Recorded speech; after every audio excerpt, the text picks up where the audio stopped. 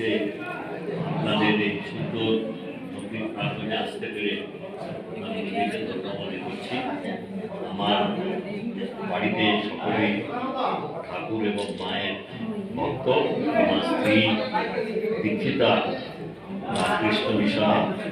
আমার বাড়িতেও আজকে অনুষ্ঠান হয়। তো আমি যেখানে আমার বাসস্থান, আমার পরিবার থাকেন সেটা কলকাতায়, সেই জন্য সেখানে তো আমি আজকে নেই, কিন্তু সেই অনুভূতির দিক থেকে সেই অভাব পূর্ণ হলো আপনাদের চেষ্টায় যে এত সুন্দর মন্দির সেজে উঠেছে। আমি বিশ্বাস করি এখানে আপনারা বললেন যে আমার সহায়তা পেলে আপনাদের রাস্তা আরও প্রশস্ত হবে। এই আপনাদের ধর্ম আহরণের যে প্রচেষ্টা, দেখুন আমি বিশ্বাস করি যে মায়ের ইচ্ছে হলে মা করিয়ে নেন। তো আপনাদের যে আশা, আমি নিশ্চয়ই আমার ক্ষুদ্র ক্ষমতায় যতটুকু সহায়তা করা সম্ভব আমি করব।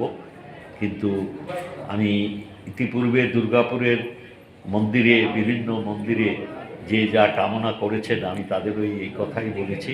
অনেক ক্ষেত্রে দেখেছি মা সেগুলো পূর্ণ করে দিয়েছে।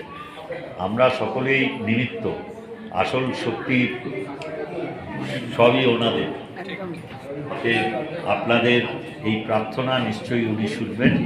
আমার দিক থেকে আমার এই ক্ষুদ্র ব্যক্তিত্ব যদি কোনোভাবে সহায়তা করতে পারে, নিশ্চয়ই আমি নিজেকে ধন্য মনে করব সেই সহায়তা প্রদান করতে পারি। আজকের